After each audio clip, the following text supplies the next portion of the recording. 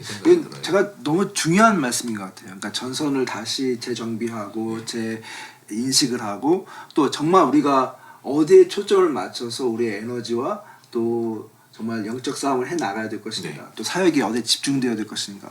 사실 목사님 말씀하신 것처럼 요즘 물론 필요한 논의가 있어요. 그렇죠. 논의가 있는데 그럼에도 불구하고 정말 시대가 원하는 거, 그죠? 사람들이 정말 기대하는 거, 교회에 대한 그 기대가 있는데 거기에 대해서는 전혀 보이스가 없고 어떻게 보면 그들이 볼 때는 우리 기득권에만 집중하는 이런 모습을 보면서 과연 교회가 이 세상에 필요한 존재인가, 이런 질문과 이런 사실 응답들이 많기 때문에 그런 부분에 대해서는 우리가 정말 많이 고민을 할 필요가 있을 것 같습니다. 네. 너무 중요한 말씀인 것 같아요. 요즘 그것이 가장 큰 안타까운 것 같아요. 네. 분명히 아쉽고 속상한 부분들이 있을 거라고 생각해요. 그렇지만 사람들이 더 아쉽고 속상해하는 부분은 사람들이 정말 아쉽고 속상해하는 부분을 몰라주는데 우리의 아쉽고 속상한 부분을 말을 하면 우리 자리를 지키는. 맞아요. 그러니까 저는 이런 생각이 들어요. 자리매김이라는 말을 많이 쓰지 않습니까?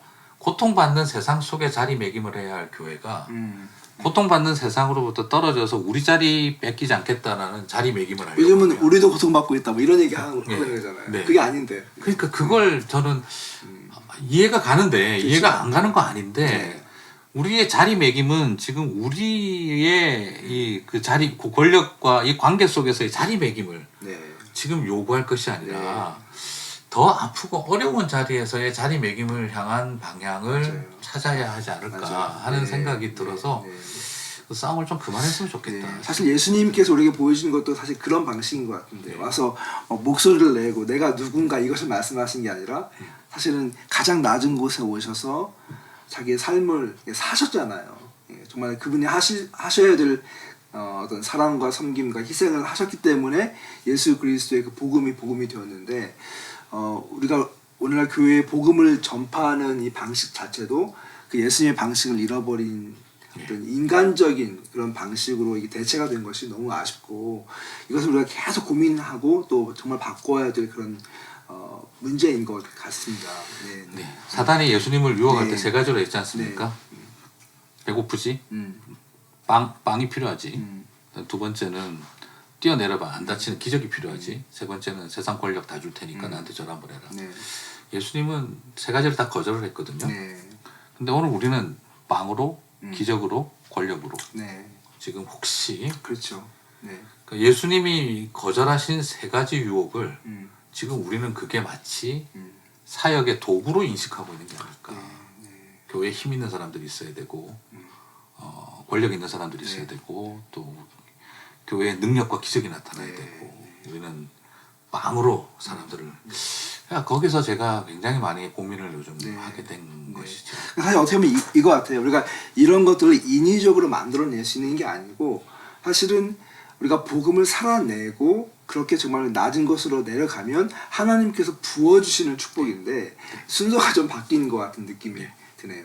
그럼 또 두 번째로 목사님이 이제 교회 역할에 대한 이야기하면서 글로컬에 대한 이야기를 하셨어요. 조금 더 넓은 관점, 이것도 사실 그동안 많이 생각하지 못했던 내용인 것 같은데 그 부분도 좀 얘기하시면 좋을 것 같아요. 너무 이제 오랫동안 이제 지금 세상은 이제 세계화라고 하는 사회적 흐름이 있었죠. 그래서 세계화에 의해서 세계적 분업이 일어나고 또 투어리즘이 일어나고 이제 이런 것들은 지금 다 중단됐다고 생각해요.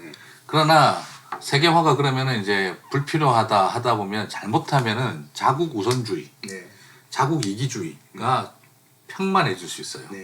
저는 그게 굉장히 위험한 부분이라고 생각을 해요. 그래서 교회가 해야 할 일은 바로 이런 고통과 아픔을 돕기 위한 오히려 국제적 연대를 이루어가는 일에 신앙의 본질이 다시 사용될 수 있다. 그러니까 일종의 뭐라 그럴까요? 이렇게 세계의 세계화의 추세에 맞추어서 교회가 세계화를 추구해 오던 특징은 중단해야 한다면 진짜 이제는 영향력의 크게 확대가 아니라 고통받는 사람들의 케어를 위한 다시 그 글로벌라이제이션의 개념을 재인지해내야 한다 하는 것이고 그런 의미에서 생태적인 문제도 같이 포함이 되는 건가요? 마찬가지입니다. 그래서 오늘날 이거는 지금 심각하지 않습니까? 이미 오늘 뉴스를 보니까 시베리아에 지금 산불이 장난이 아니래요. 네. 폭염 때문에. 아 그렇군요. 예. 그래서 지금 하는 말이 뭐라고 나오냐면 8만 년 만에 와. 일어난 뭐 예, 또이 영얼스 입장에서 생각이 다를 수도 있지만 어쨌든 이 8만 년 만에 일어난 폭염이라는 거예요. 와. 그 이거를 그냥 단순한 일로 볼 수가 없다 이거죠. 네. 이게 누적된 결과로 보는 거고 네. 본다면 지금은 이제 이런 맥락에서 우리가 다시 새로운 고민을 네. 이제는 교회가 네.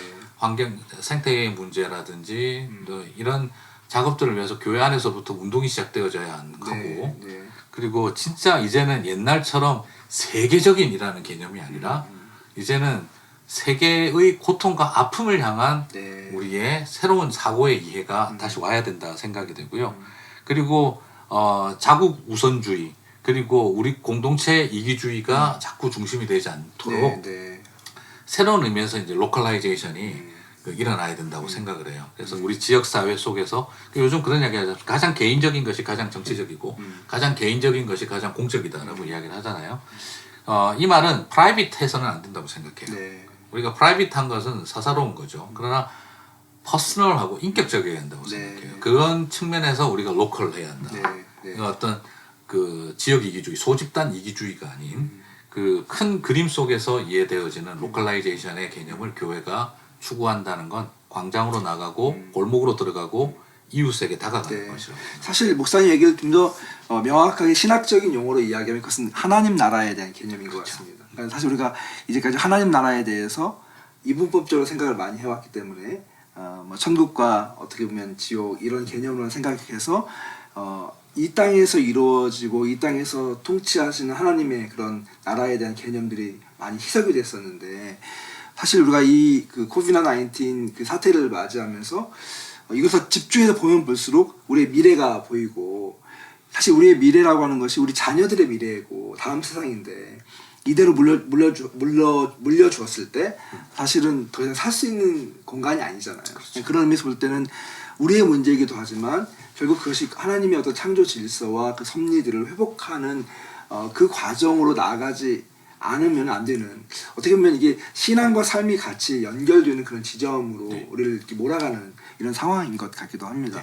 한 가지 더 이제 목사님께 말씀드리고 싶은 게 묻고 싶은 게 이제 언택트 시대에서 앞으로 교회의 어떤 방향을 설정하면서 우리가 온택트를 해야 된다 이런 얘기 많이 하잖아요.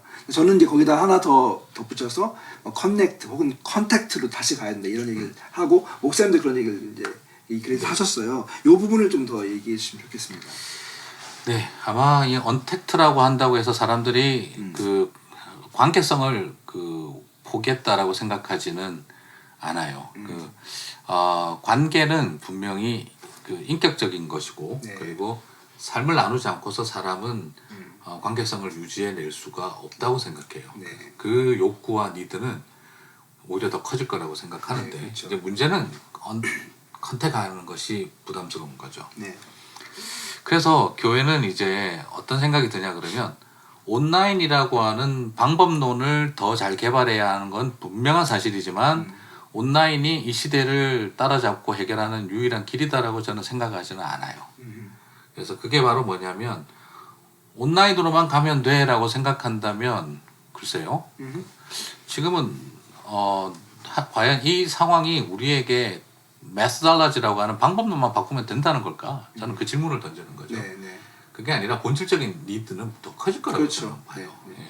그래서 어떻게 하면은 컨택을 사람들이 할 수 있고 온라인을 통한 컨택을 커넥티드가 되어지거나 네트워크가 되게 하는 일을 위해서 온라인과 오프라인의 이제 하이브리드 그렇죠.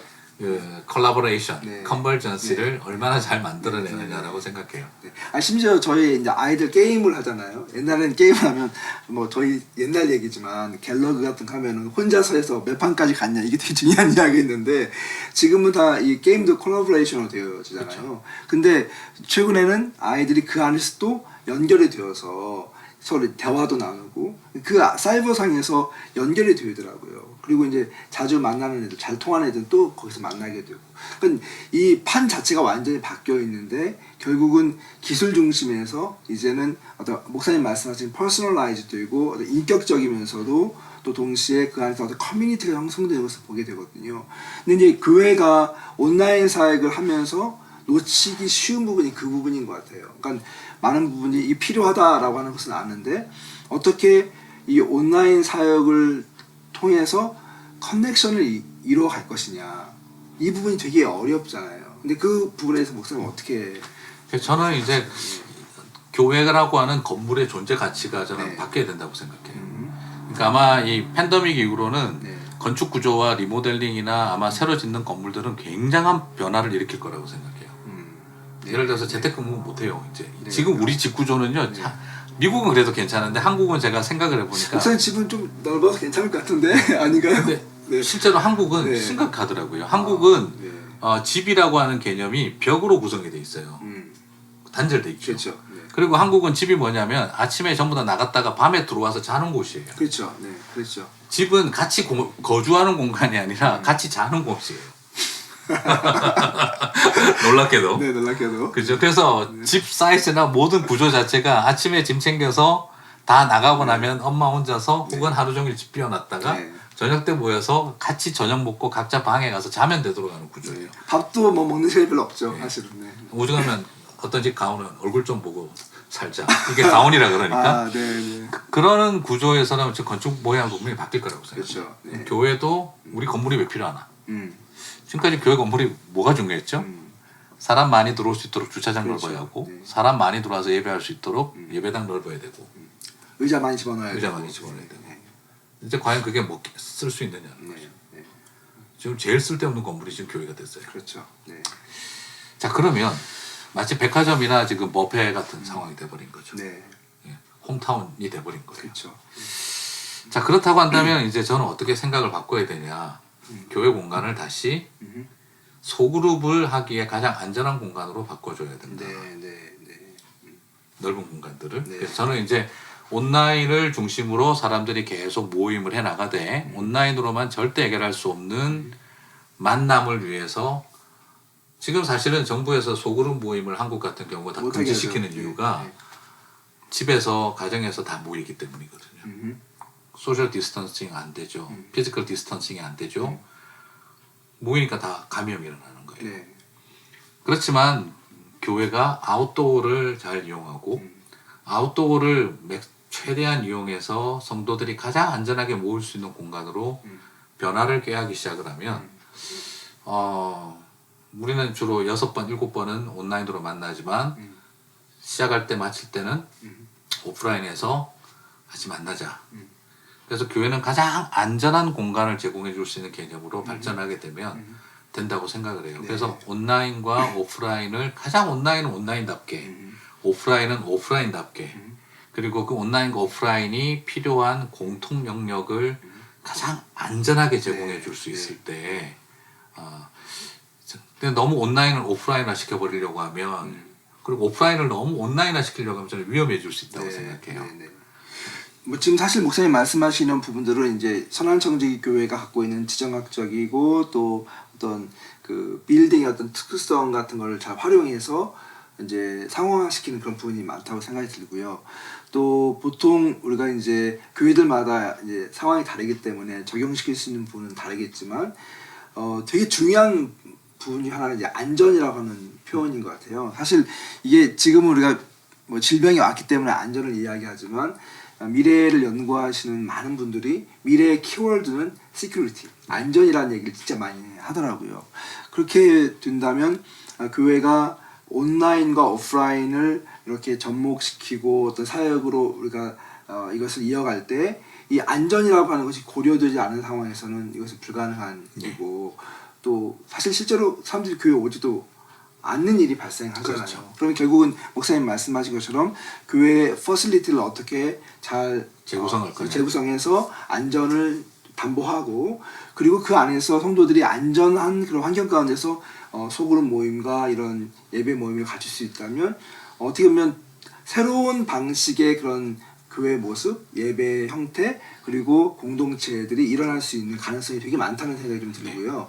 근데 그런 것들을 좀 지금부터 고민하면 좋겠다는 생각이 들어요. 그러니까 한국의 요즘 이제 예배를 이렇게 보게 되면 대부분 다 예배당에 모여서 예배를 드리고 있는데 사실 모이는 숫자들은 큰 교회일수록 적게 모이더라고요. 퍼센티지를 놓고 보게 되면 스페이스 자체가 불가능하니까. 그러니까 컨셉 자체를 바꿔야 되는 상황이 되는 거죠. 그렇게 된다면 이제 우리가 고민이 많지만 이거는 이제 우리가 해답을 드릴 수 있는 문제는 아니지만 이것을 더 지금부터 미래지향적으로 생각하고 고민을 해서 실험을 많이 해볼 필요가 있겠다 그런 생각이 좀 들게 됩니다. 네, 목사님 그리고 이제 이 교회가 요즘 이제 그런 부분과 맞물려서 특히 한국 같은 경우는 요즘 이제 저도 전화를 받아보니까 바깥은 이미 일상화 됐다고 얘기하더라고요. 식당도 사람도 부글부글하고 뭐 커피숍도 사람 되게 많고 그래서 그런데 왜 교회만 갖고 이러냐 교회가 억울하다 뭐 이런 억울함을 토로하는 교회들이 있어요. 근데 목사님 그러면서 어떻게 생각하세요? 저는 이제 이제 두 가지 참 어려운 이야기인데 네. 저는 두 가지로 저희 교회 교인들하고도 이야기를 했어요. 첫 번째 교회는 더 높은 기준을 가져야 된다. 그다음에 두 번째 교회는 다른 기준을 가져야 된다. 높은 기준과 다른 기준을 기준이 있어야 얘기하셨다. 한다. 예. 그러니까 뭐냐면 제발 해서는 안 될 이야기는 네. 야 클럽도 문 여는데 왜 교회는 못 열게 하냐. 식당도 문 여는데 왜 교회도 못 열게 하냐. 라고 말하는 순간 교회는 클럽과 식당과 같은 레벨이 돼버려요. 그러니까 저는 이야기가 바로 뭐냐면 여는 것에 대해서 논리를 우리가 이게 사회적 감수성 우리가 가지고 있는 현실과 세상과 소통하는 문법이 잘못됐다는 거예요. 네, 그렇죠. 네. 그러니까 못 알아듣는 방언을 너무 잘하고 있는 거예요. 지금 네, 우리가 네. 일반 사회인들이 듣기에는 우리가 그렇게 말할 때 그렇지 라고 생각이 드는 게 그래 교회도 비즈니스인가 보다라고 받아들이도록 이게 구조가 돼버린다는 그게 아닌데도 불구하고 그러니까 우리가 지금 말하는 게 사회가 이해할 수 없는 방언을 하고 있는 것이 돼버린 거예요. 너무 그동안 교회와 사회가 이렇게 격리되어서 이 소통의 채널이 너무 약한 것 같아요. 그래서 제가 말씀드리고 싶은 거는 다른 기준으로 그러니까 이제 높은 기준을 가져서 우리 스스로 먼저 절제하든지 아까 그런 한국의 상황을 알기 때문에 그렇다고 한다면 우리는 다른 기준을 말했어야 했다는 거예요. 다른 기준은 뭔가요, 목사님? 그러면 코비드 19 이후에 수많은 사람들이 불안과 두려움과 염려와 깊은 디프레션에 휩싸이고 있다. 그것은 병원이 해결해 줄 수도 없고 비즈니스로도 해결해 줄 수가 없다. 교회가 병원처럼 최선을 다해서 방역하고 교회가 병원처럼 모든 것을 준비해서 위험을 무릅쓰고라도 심리적인 그 디프레션과 영적인 피폐함 속에서 방향성을 찾기 힘들어하는 사람들을 케어하고 돌보는 일을 하고 싶다. 너무 중요한 얘기죠. 그게 교회 아닌가요? 그걸 이야기를 우리는 하고 그 맥락 때문에 이 교회는 우리는 가장 안전한 장소와 환경을 제공하기 위해서 노력하고 있고 그래서 우리가 그 깊은 디프레션에 있는 사람들 그리고 외로운 사람들 소외되어 있는 분들에게 그분들을 우리가 위로하고 격려하고 회복하는 일을 하고 싶다. 그게 교회인 것 같아요. 그러니까 다른 이유를 말했어야 한다는 거예요.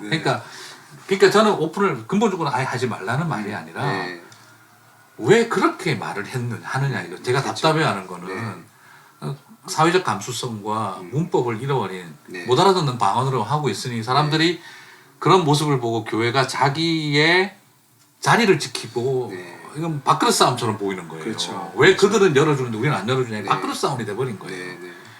다른 기준을 말했었어야죠. 우리는 최소한 비교하려면 클럽하고 식당하고 비교할 문제가 아니라 병원하고 비교를 했었어야죠.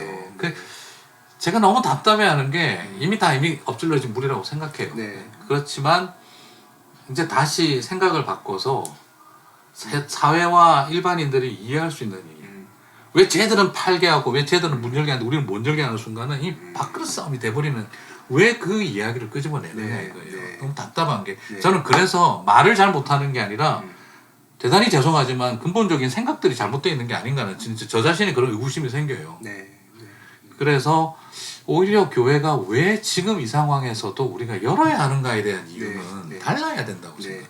사실 이 말을 오해하신 분들은 막 디스라이크를 막 누를 것 같아요 지금요. 근데 이 뉘앙스를 우리가 잘 새겨들었으면 참 좋겠다는 생각이 들어요. 그러니까 너무나 중요한 이야기고 그동안 교회가 사실 세상과의 어떤 그 소통의 방식들 또 진정성을 전달하는 그런 방식들이 너무 원웨이가 아니었나 생각이 들고 사실 선교적인 그런 그 이론에서 볼 때도 가장 중요한 것은 그들의 눈높이에 맞게끔 그들이 알아들을 수 있는 언어로 대화를 나누고 소통을 하는 게 너무 중요한데 그동안 교회가 그런 부분들에 너무 미약했다 이런 생각도 들고 정말 진정성이 느껴졌을까 이런 사실 스스로의 어떤 반성도 하게 되는 것 네. 같습니다. 그런 측면에서 저는 목사님이 이제 이런 이야기를 말로만 하는 게 아니라 사실은 교회 사역을 통해서 많은 것을 실천하려고 노력을 많이 하셨잖아요. 그런 이야기 조금 해주시면 어떨까요, 목사님? 이야기 마무리해가면서. 네. 제가 이제 자랑할 수도 없을 것 같고 여전히 미비하다고 생각해요. 저희도 개인적으로 미비하다고 생각을 하고 있고 다만 이제 어떻게 하면은 더 이제 우리가 이웃들 속으로 조금 더 들어갈 수 있을까? 네. 그리고 고통받는 우리 같은 이민자들을 도울 수 있을까? 그 생각을 했고 그래서 저희는 이제 이 일이 딱 터지자마자 그 제일 먼저 우선 원칙을 그렇게 정했어요. 우리는 빨리 그러니까 프로토콜이 시작될 때 네. 코비드 19 시작될 때 빨리 함께 그리고 늦게 요 세 가지를 강조했어요. 선제적으로 조치하자. 네. 고민하지 말고 빨리빨리 조치하자. 성도들을 보호하기 위한 일은 최우선적으로 해야 한다. 그다음 우리끼리 단독으로 하지 말고 우리 이상훈 교수님이나 같은 교제하는 우리 목회자들과 이런 동부교회 이런 단체들이랑 같이 함께 가게 하자. 한 교회가 혼자서 하면 힘들다. 네. 그다음에 나중에 이것을 마무리할 때는 늦게 하자. 너무 좋네요. 네. 빨리, 함께, 늦게. 늦게. 그러면 이제 다시 이제 립업 해야 되는, 네. 리커버 해야 되는 이제 이런 상황에서 로드맵은 어떻게 할 거냐. 늦게로 했으니까 네. 늦게, 멀리, 작게. 작게. 네, 그렇게 해서 지금 저희들이 할 수만 있다면 늦게 하자. 네. 그리고 멀리 함께 하자. 그리고 소규모로 가게 하자. 이렇게 지금 저희들은 보고 진행을 하고 있어요. 네. 그 과정 속에서 어떻게 하면은 이웃들과 또 아까 이야기한 것처럼 성도들의 고통에 반응할 수 있을까. 그래서 제일 먼저 우선 했던 것은 플랫폼을 통일시켜야 되겠다는 생각을 했어요. 그래서 홈페이지에 극복 코비드 19 네. 섹션을 만들어서 거기에 모든 게 다 가짜 뉴스 걸러내고 꼭 알아야 될 뉴스 네. 올리는 섹션, 성도들 힘내라고 격려하는 메시지, 네. 그다음에 힘들면은 익명으로 재정 요청을 할 수 있는 영리. 그런 거까지 하시군요. 네. 그래서 저희들이 그 섹션을 플랫폼을 통일을 시켰어요. 딴 데 헤매지 않고 거기만 딱 오면 모든 걸 다 한눈에 네. 탁 캐치할 수 있도록. 그래서 정말 저분이 힘든 것 같아요. 도와주세요. 또 할 수 있고 나 정말 힘들어요. 좀 도와주세요. 네. 또 할 수 있고. 그래서 그걸 하고 제일 먼저 교인들에게 나눔 원금을 그 저희가 이제 받겠습니다. 네. 이제 했어요. 네. 코비드 19 기간은 바이러스와 싸우는 시간이 아니라 고통받는 이웃들을 돌보는 시간입니다. 그렇게 해서 물질을 나눠주십시오. 성도들 많이 반응하나요, 목사님? 엄청 났었습니다. 그래요? 네. 사실 되게 그때 막 너무 헌금이 뭐 50%밖에 안 들어온다. 그러니까요. 막 그럴 때. 다들 어려울 때였잖아요. 네. 네. 그래서 저는 지금 이거 이렇게 해가지고 되겠나. 그렇지만 네. 너무 감사한 건 우리 당회였어요. 장로님들이 그거 결정하는데 5분이 걸리지 않았어요. 감동이네요, 진짜. 5분이 걸리지 네, 않았어요. 네. 합시다. 그래서 바로 나눔 헌금을 특별 헌금을 받기 시작을 했고 네. 우리 교회 헌금 중에 단독으로 제일 많이 들어간 분이 부활절 헌금을 절개 헌금을 전액 그쪽으로 쓰기로 했어요. 와. 네. 그리고 나서 거의 10만 불이 들어왔어요. 네. 그리고 그걸 지금 음. 계속 교인들을 돕는 일을 하고 있어요. 네. 네. 그리고 홈페이지나 또 여러 성도들이 주변에 살펴보면서 아까 그런 과정을 통해 자기가 도와달라고 요청하시는 분들도 있고 네. 그렇게 해서 우리가 매주 지금 돕고 있고 지금 6차에 걸친 펀드를 지금 지원을 하고 있고 그건 뭐 절대 컨피덴셜하게 진행을 하고 있고요. 그리고 또 어떻게 하다 보니까 정부에서 또 이제 돈을 주더라고요. 그렇죠. 네. 뭐 PPP, EIDL 이런 걸 받았어요. 받고 나서 고민이 되는 거예요. 우리 입장에선 돈이 생겼는데 네. 이걸 어떻게 하나. 그리고 주변을 알아보니까 작은 개척 교회는 못 받더라고요. 아 오히려 또 오히려 더 못 네. 받아요. 음. 그래서 고민하다가 저희 당회에서 노블리스 오블리제로 우리가 그 덕택에 우리는 이제 많이 세이브가 됐잖아요. 네, 또. 그렇죠. 네. 그래서 이제 우리 교회 이름으로 음. 하지 말고 아, 이제 좀 숨었군요. 네. 네, 우리가 속해 있는 이제 교단의 노회에 음. 그냥 다 상당한 재정을 보내드렸어요. 네. 그래서 50명 이하 10만 부를 넘어가지 않는 교회에 네. 한 교회당 한 2,000불씩 지원을 해달라. 네. 그래가지고 다 보내드리고 음. 또 그리고 저희들이 비전헌금으로 단기선교 후원금으로 잡아놨던 버짓들을 네. 그걸 통해서 마스크와 세니타이저를 대량 구입해서 네. 이제 노인들 그다음에 우리 교회 주변의 이웃들 네. 그다음에 지역에 있는 병원에 마스크 도네이션 또 뭐 이제 파이어 디파트먼트 등등 네. 그렇게 계속 돕는 네. 일 이제 그렇게 해 나가면서 저희들이 이제 큰 역할은 아니지만 하여튼 티 내지 말고 조용히 그냥 그렇게 할 일들 하자 그렇게 하고 있어요. 저는 사실 뭐 이렇게 있어서 하는 얘기긴 하지만 뭐 교회적인 아이디어가 필요할 때 선한청지교회 홈페이지에 들어오면 사실 굉장히 많아요. 그리고 목사님과 또 이 교회 공동체가 그 하려고 하는 그 마음과 그 방향성이 담겨져 있기 때문에 이게 다들 어떻게 보면은 바로 직접 적용할 수 있는 그런 것들이 많아가지고 네. 굉장히 아이디어를 많이 얻었고 또 뭐 우리뿐만 아니라 주변에 있는 많은 교회들이 이렇게 또 혜택을 얻고 있는 중에 있어요. 그래서 이 목사님이 지금까지 해오셨던 이런 사역들이 그냥 단순하게 임기응변으로 한 게 아니라 지금 여러분 들으신 것처럼 그동안의 고민과 또 기도와 또 현실에 대한 씨름 가운데서 나온 어떤 창조적이고 창의적인 그런 사역이라고 저는 보고요. 그런 면에서 너무 참 감사드려요. 사실 우리가 이제 홍 목사님과 함께 첫 번째 시간을 이렇게 갖게 되었는데 다음에 기회가 되면 또 다른 주제로 더 깊이 있는 얘기 좀 나누고 싶어요, 목사님. 우리 마지막으로 우리 시청자들에게 한마디 해주시고 마무리하면 어떨까요? 네. 저는 이제 가장 중요한 부분은 지금은 이제 농법을 바꾸는 시대라고 생각하지 않고요. 토지를 바꾸는 타이밍이라고 생각을 합니다. 네. 많은 분들이 저는 걱정되는 게 뭐 기복신앙 그대로 또 번영신학 그대로 온라인으로 바꿔 놓으면 네. 그건 지금 발전인가 여전히 변화가 없는 것인가? 저는 그건 변화라고 생각하지는 않습니다. 변화는 회개가 따라와야 변화는 회개가 전제가 된 상태에서 성장과 성숙이 와야 네. 저는 그게 변화라고 생각을 합니다. 네. 그래서 변화는 회개를 통한 성장, 회개를 통한 성숙이라고 생각을 하는데 지금 우리는 그 과정을 교회가 네. 겪어야 참된 변화를 네. 할 수 있다고 생각이 되어집니다. 사실 많은 분들이 열정을 잃어버린 것 같아요. 해오던 일에 대한 실망과 좌절 그렇죠. 때문에 네. 열정을 잃어버렸는데요. 그래서 저는 다시 열정을 일으킨다는 건 쉽지는 않을 것 같아요. 근데 요즘 자꾸 그 생각을 합니다. 상상력을 격려받으면 열정은 다시 살아난다. 그렇죠. 열정이 있으면 창의력이 나오죠. 근데 교수님이나 저나 우리 첫 젊을 때 열정 그거 언제까지 가겠습니까? 담임 목사 10년 차 지금 40대 때 담임 목사 처음 할 때 열정으로 제가 65세까지 갈까요? 저는 그건 불가능하다고 생각해요. 그래서 그러면 어떻게 해야 되나? 저는 창의력이 격려받을 때, 창의력이 격려받을 때 열정이 일어난다고 생각해요. 네, 맞습니다.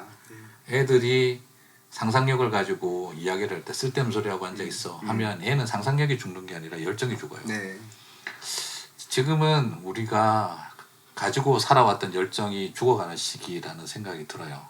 그러면 다시 옛날 열정을 일으키는 것이 아니라 새로운 시대를 향해서 선교적 감수성을 가지고 신학적 상상력을 가지고 창의력을 발휘할 때 또 다른 열정을 우리 동역자들에게 또 우리 성도들에게 주시리라고 생각합니다. 네, 너무 감사합니다, 목사님. 네, 사실 지금까지 우리 송 목사님과 함께 여러 가지 이야기를 나눠봤는데요. 저는 우리 송 목사님하고 오늘 대화를 나누면서 교회가 정말 가야 할 길이 무엇인가라고 하는 것을 다시 한번 생각해 보게 되었습니다. 그러니까 물론 여러분들이 다 동의할 수 없는 부분도 있고 약간의 다른 관점을 가질 수도 있겠지만 가장 중요한 핵심은 교회가 교회된다는 게 뭔가, 그리고 이런 위기를 통과하면서 우리 본연의 자리, 또 정말 십자가의 자리로 내려가지 않으면 교회의 미래는 없다라고 하는 이 부분들을 정말 너무 깊이 느끼게 되는 것 같아요. 그러면서 그 안에서 하나님이 부어주시는 상상력, 또 창의적 그런 사고를 통해서 도전하는 그런 교회만이 미래의 교회의 대안이 되지 않을까 생각을 하면서 오늘 함께해 주시는 송 목사님 너무 감사하고요. 앞으로 저희 이상훈의 미래 교회 넥스트 처치 이 부분들이 더 발전할 수 있을 것 같습니다. 목사님 감사합니다. 고맙습니다. 네, 고맙습니다. 그러니까 제가 이야기해야 되겠죠. 네, 구독해 주시고 좋아요 눌러주시고 알람 설정 해주시면 좋겠습니다. 이상훈 교수님 사전에 협의된 내용은 아닙니다. 그러나 마음은 아니까 제가. 네, 감사합니다, 목사님. 네, 감사합니다. 훈훈하게 마무리했습니다. 감사합니다.